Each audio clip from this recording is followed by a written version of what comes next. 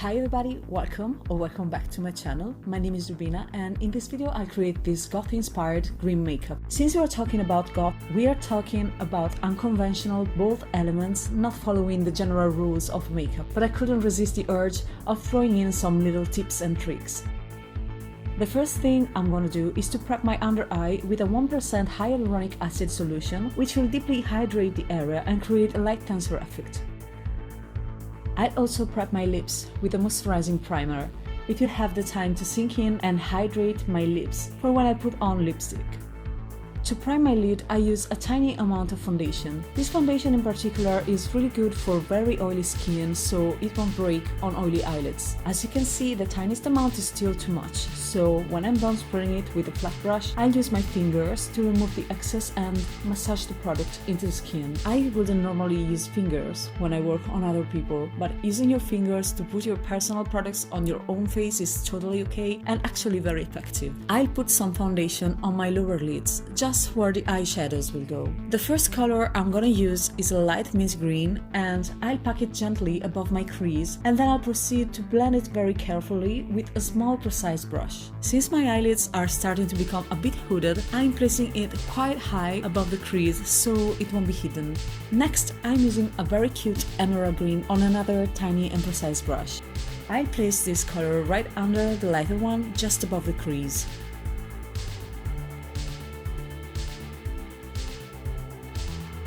Then it's time for the matte black eyeshadow. This is very pigmented, so I'll distribute the product between the eyes first, and then I start to blend it right into the crease and on the outer corner. This area will be covered by a bold eyeliner after, but since I don't know exactly where it will end, I'm gonna put it there anyway. I'll put some emerald green on my lower lid as well, and then add a bit of black eyeshadow right under the lower lash line.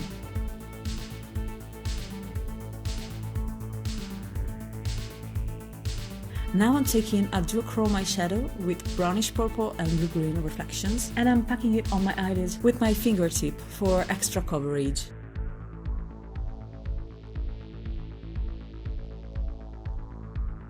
Now I'm applying a green highlighter on my brow bones.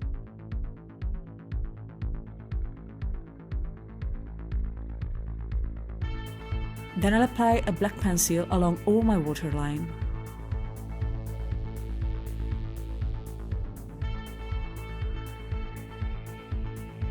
I'll take a liquid eyeliner and start to draw the inner corners of my eyes. The best advice to make them look symmetrical is to follow the direction of your lash line.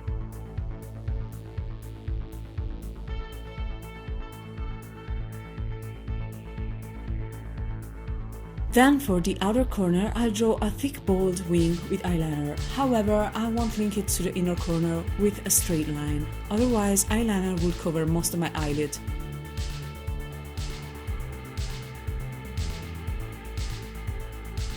I link them by drawing a C shape following the natural curve of the outer corner instead.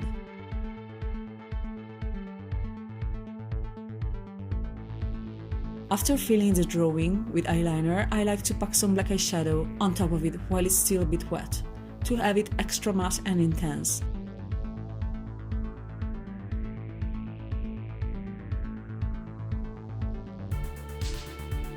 Now I'm taking the green highlighter with the tiniest brush and filling the little angle I drawn on the inner corner. You might want to erase little mistakes and fallout at this time.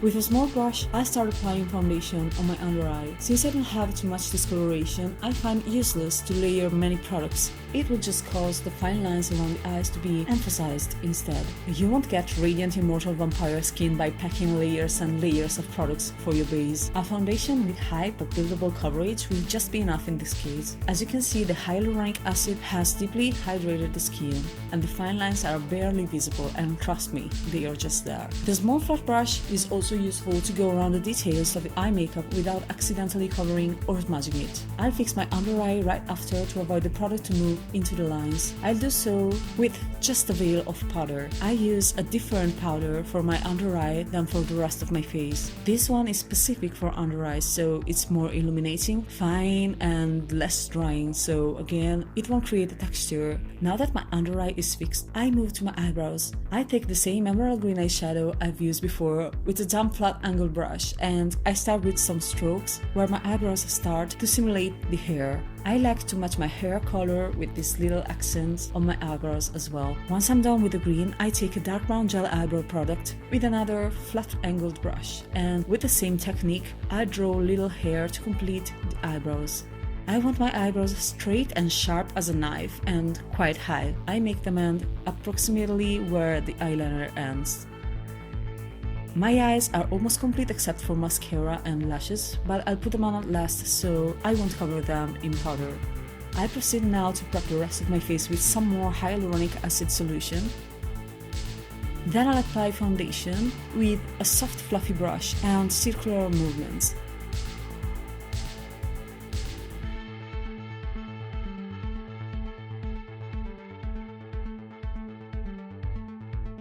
I'll add just a bit of product where I need more coverage, but again, I prefer little flows to show up a little bit if the price to cover them is a coarse texture.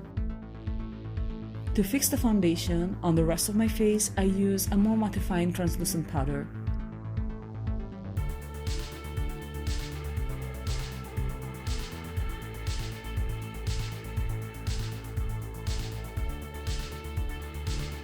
I proceed with a quite heavy contouring with a cool tone bronzer.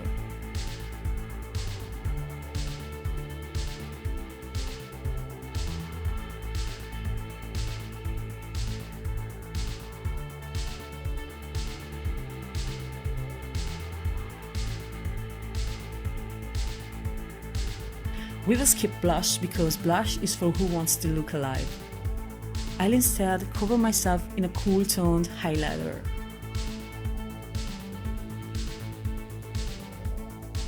We don't care if it's too much, we want to glow like the moon. Now it's time for matte grey lipstick. Sometimes I like to spread a thin layer to make it sheer, sometimes I go for full coverage. I don't have a matching lip pencil, so I just patiently outline my lips with the tip of a brush.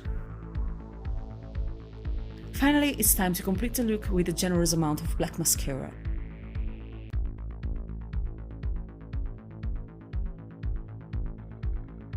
And to enhance those short and sparse hair around my eyeballs with some big false lashes. I'll also add a few single wisps on the lower lash line because I feel like it. I complete the look with grey contact lenses. Please note I just put them on at the end of the makeup for the sake of the video, but I highly recommend to put contact lenses before starting with the makeup. You might also want to secure your masterpiece with some fixing spray before going out, but I removed the makeup and want to sleep right after finishing filming this video, so no fixing spray for me. I really hope you've enjoyed this video. Thanks so much for watching until the end. If you like my content, you already know what to do. Subscribe, turn on the notifications, leave comments, leave feedbacks, and I really hope to see you the next time. Bye!